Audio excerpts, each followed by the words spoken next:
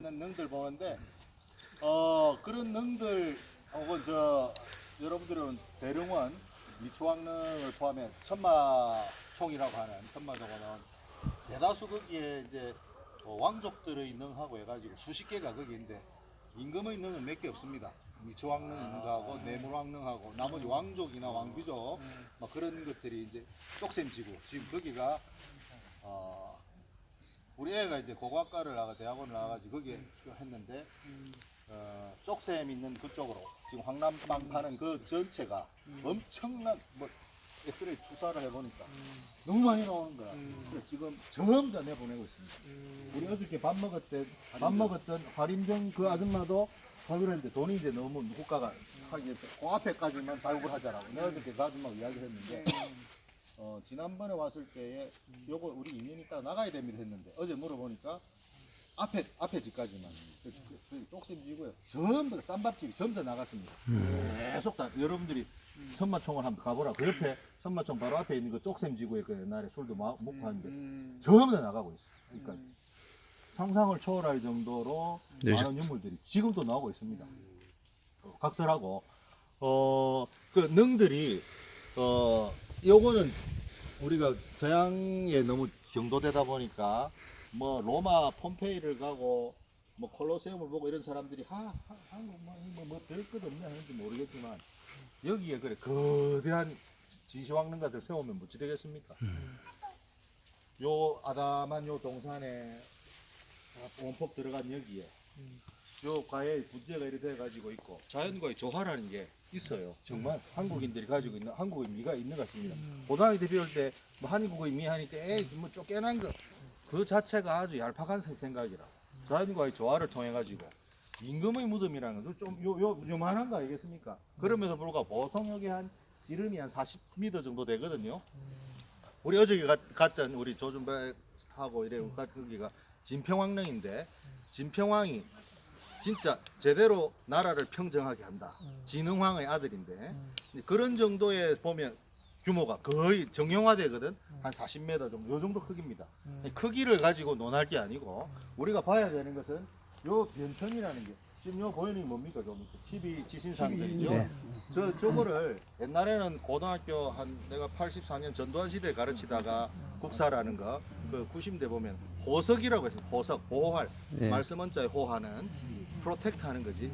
그거의 무너짐을 호석이랬는데 지금은 이제 미술사적 용어로 둘레돌 우리 말씀은 둘레돌이라고 합니다. 둘레돌을 세워가지고 무덤의 안정성을 기하는 겁니다. 저 안에 지금 어떤 형태냐면은 우리 고등학교 때 횡열식 석실고본 이랬는데 네.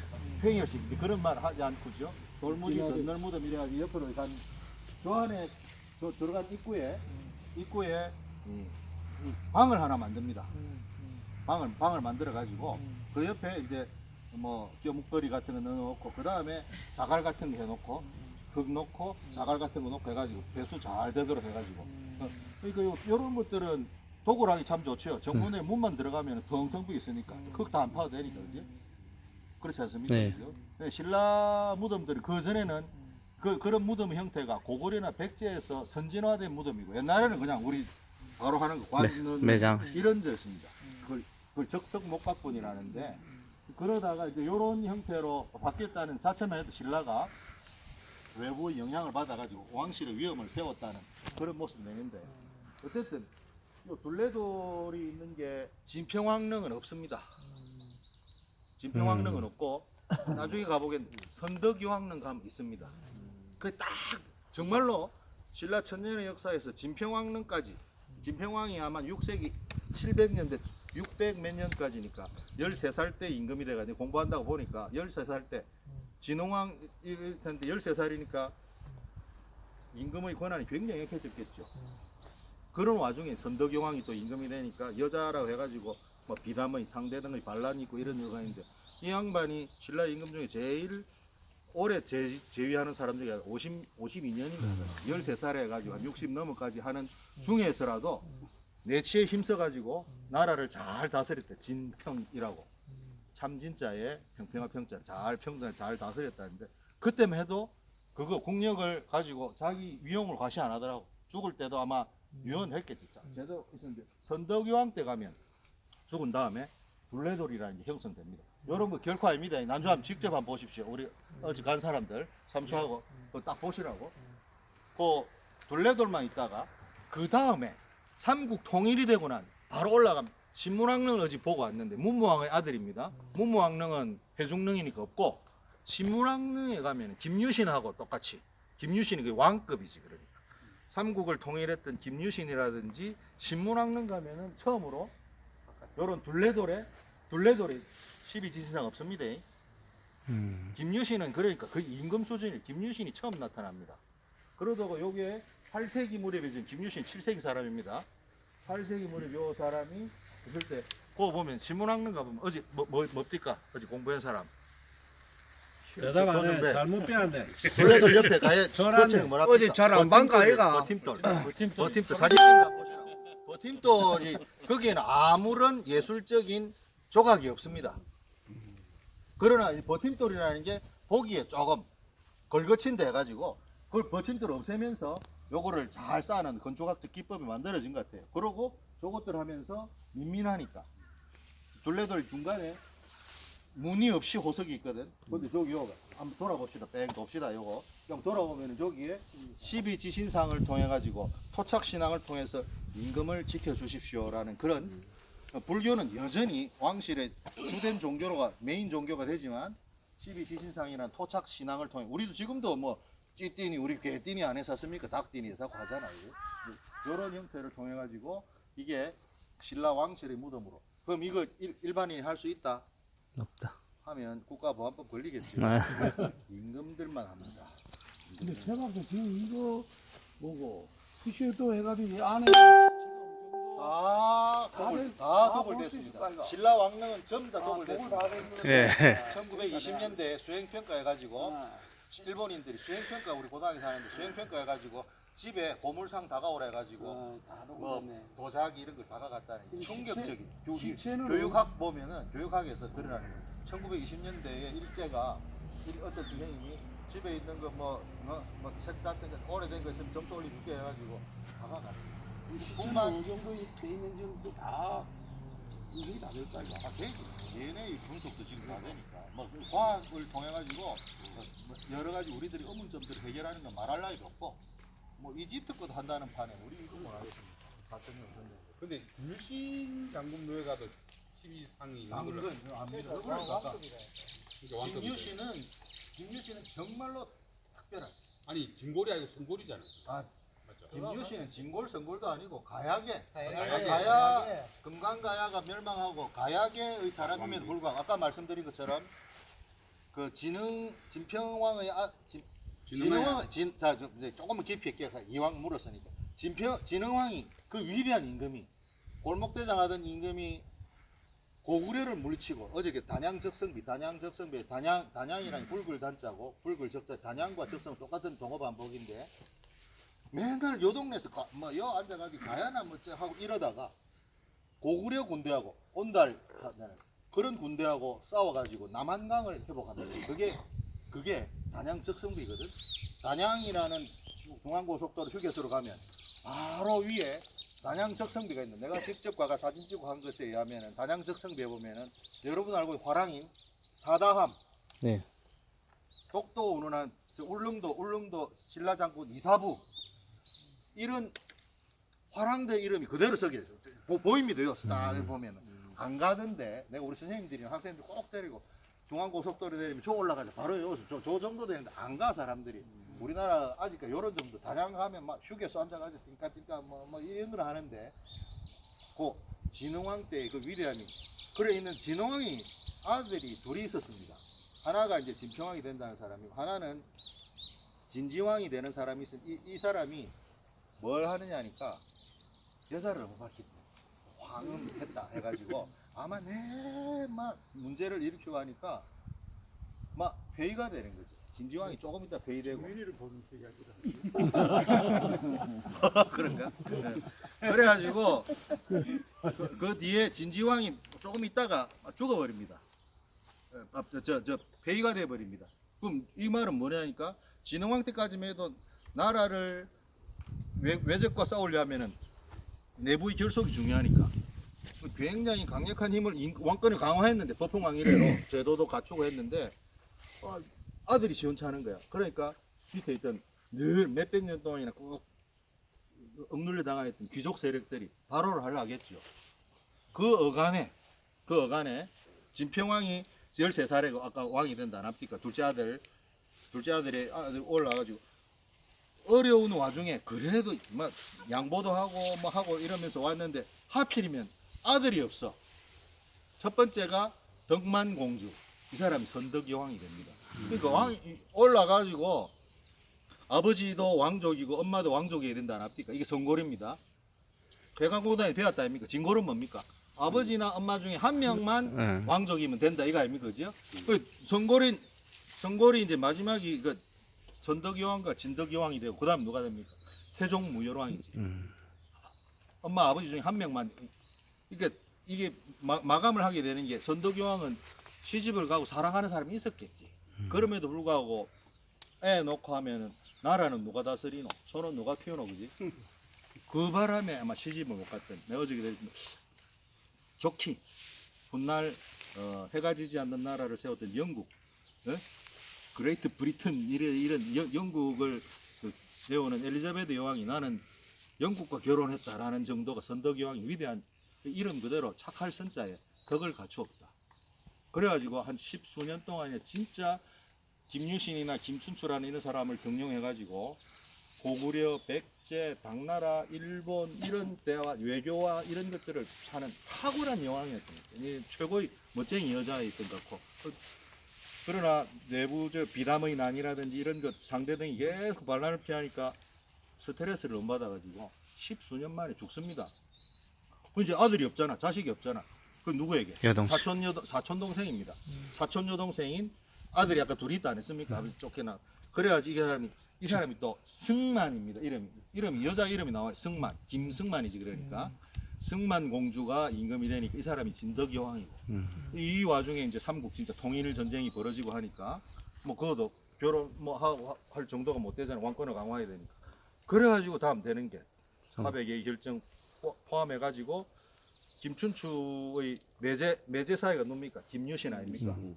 그러니까 이런 힘을 가지고 왕위에 오르니 이가 이름하여 태종무열왕이다. 태종이라는 자체가 당태종도 그러하고 우리 조선시대 때 태조에서 정종 태종으로 되는 정종 형님 얼굴 마담하소 했지 않습니까? 태종이라는 사람이 진정으로 나라를 왕업을 공고히 하는 사람을 내가 태종이 되나 합니다. 죽은 다음에 다 붙이는 거거든요. 네. 선조 대왕 하는데 선조하면 내가 선조다 이래 안 합니다. 대왕이라고 붙이는 건 여러분들이 우리가 역사를 제대로 이제 조금 깊이 들어가면 대왕은 뭔 줄 압니까? 죽은 사람들에게 묘호를 올릴 때 대왕이랍니다. 그래서 모든 임금이 태조대왕, 정종대왕, 선조대왕 하는 겁니다. 정조대왕. 세종대왕이라고 하는 것들은 아니요. 죽은 사람 죽은 뒤에 그거는 처음 받는 것이고 제 뒤에는 결정해가지고 올리는 겁니다. 물론 중국에 허락을 받죠.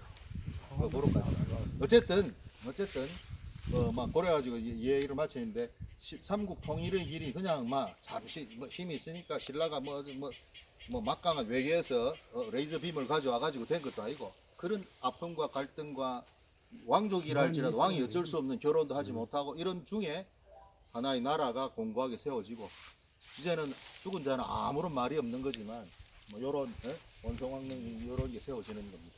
그런 정도 하고 원성왕에 대해서는 진짜 하나만 꼭 여러분 내 말이 길어지면 용서하십시오. 제대로. 원성왕은 으뜸원자의 거룩할 성자입니다. 여기서 이 사람이 얼마나 위대한 임금이었냐면은 아까 말씀드렸던 골품제도라 하죠. 골품제도. 진골이니 뭐 그럼 뭐지 됩니까? 성골, 진골 그다음에 육두품, 두품입니다. 예.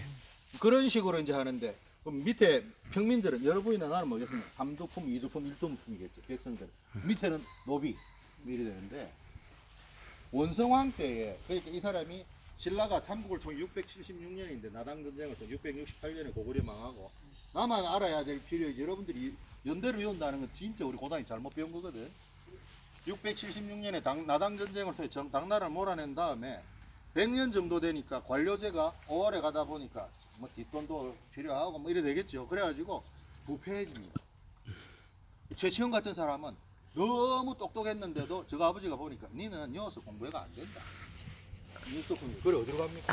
당나라 12살에 뭐 추야 우중 뭐 그런 시를 남긴다 아닙니까? 12살에요 울산을 통해가지고 절로 넘어간다고. 그럴 정도인데 한 100년 정도 전에 700년 되니까 이 원성왕이라는 이 사람이 임금에 오를 때 이래가지고 나라가 안 되겠다 해가지고 골품제를 타파하고 중국이 그 당시에 뭘 도입했느냐니까 당나라 때 과거제가 이건 뭐 수능이나 뭐 임용에서도 내가 한번 내보고 이랬습니다. 과거의 힘이 뭐냐면 신분제를 무너뜨릴 수 있는 자유로운 신분 이동이 가능하게 되는 거지. 우리가 개천에서 용난다 할 때에 사법 고시하면은 졸지에 신분이 상승하는 거잖아. 그러니까 뭐 재벌 아들도 와가지고 뭐 이래 꼭 그런 시험이라는 게 신분을 탈피할 수 있는 거의 유일무이한 길이지. 전시에는 전공을 세우는 것이겠지만 그래가지고 이 사람이 생각할 때 나라를 전부 뭐 바꿔야 되겠다 해가지고 골품제를 타파하고 뭐 합니까? 실력 있는 인재를 등용하겠다고 한 게 독서 상품과 혹은 독서 출신과 일품, 이품 거기에 뭘 점집니까? 임금에게는 어떻게 할까요? 충성해야 된다. 이게 어디 논어에 나오겠지요. 논어 이런 것들을 교과서로서 사법고시 준비할 때 필수 과목으로 딱 논어 효경을 가르쳤다고 기록되어 있는데 독서 상품과를 하니까 누가 반발하겠습니까? 귀족 세력들이 가만히 있으면 흑수저 새끼들이 뭐 그래 금수저인데 우리란 뭡니까? 계약지가 있다가 우리는 시험 임용 고시했는데 뭐 하다 보니 바로 비사범기아들이 되노 이런 식이 될 거 아닙니까? 사회라는 게 굉장히 미분해가 본다면은 자신들의 어떤 세력들 기득권이 있거든. 또 일정 부분 타당한 것도 있고. 그래가지고 하다 보니까 이 사람이 피살당합니다. 원성왕이 암살당합니다. 그 이후부터 여러분 신라하대를 이야기할 때에 임금들이 5년도 안 돼가지고 계속 죽임을 당하더라 했니까 왕실의 권위가 무너지는 거지. 그러니까 독서 삼국가를 하겠다는 의도 자체는 이미 나라가 많이 기울어졌으니까 기울어진 나라를 바로 하겠다는 굉장히 탁월한 영명한 군주였는데 그런데 이래가지고는 기득권인 귀족들의 세력이 안 될 것 같으니까 암살하고 계속적으로 자기 편을 모으는 로마 제국이 망할 때 군인 황제들 들어서는 만큼이나 그런 형태가 됩니다. 그 간에 이제 견훤이 나오고 궁예가 나오고 왕건이 나오고 이런 신라 하대가 이 임금의 권위가 땅에 떨어지고 힘이 곧 정의이다라는 그런 세상이 도래하게 된 걸 우리가 김부식이 이때부터를 신라 하대라 한다라고 하는 100여 년 동안이 이제 그래 되는 건데 그런데 놀랍지 않습니까? 원성왕이라고 하거든. 암살해놓고 뭐랍니까? 지금 암살하더라도 이 많은 그 귀족 그 젊은이들이 볼 때 이 사람 굉장히 멋진 임금이거든. 근데 죽었으면 애통하겠지. 뭐 우리식으로 노무현이 좋아하는 사람들이 있으면 노무현 애통하듯이. 그래야 이름을 뭐라 합니까? 놀랍게도 이 사람들이 합의할 때는 거룩함의 원조, 원성, 으뜸 원자에 거룩할 내 해석입니다. 내가 정말 시호를 어떻게 내렸을까? 원성왕이라 할 때 분명히 아마 이때 과거가 되고 했으면 신라가 1000년을 더 계속할 수 있는 새로운 패러다임을 가지고 나갈 수 있었음에도 불구하고 죽임을 당하는 너 원통하거든. 그러니까 최치원 같은 아들 전부 어디로 나갑니까? 밖으로 나가거든. 그러면서 나라가 이제 신라는 보잘것없는 나라로서 옛날에 사로로서 전락하게 되는 그런 배경이니까 독서 삼품과는 뭐 우리가 뭐 굉장히 뭐 탁월한 제도임에도 불구하고 역사의 평가는 뭐라고 합니까?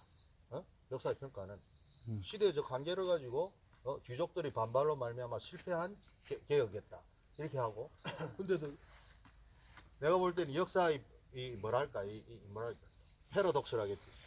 너무 신라 임금 중에 최고로 멋진 궁궐을 제사 지내는데도 멋진 데 들고 와가지고는 잘 다지면서 몇 달 동안에 장사를 지내거든. 뭐 불태화가 대충하는 게 아니고 그런 건 뭐냐니까 임금들이 이게 굉장히 귀족들이 트릭이겠지. 높여주지만 사실은 이게 조선시대가 뭐가 세도 정치겠지. 임금을 꼭두각시로 놔놓고 그런 역사 예나 지금이나 역사의 어떤 삶의 현장이 사람 살아가는 냄새 아닙니까? 우리 거기에 좌절도 하고. 교수님이 설명을 아주 상세하게 잘해 주시는데 조금 헷갈릴 수 있는 부분이 뭔가 하면은 26대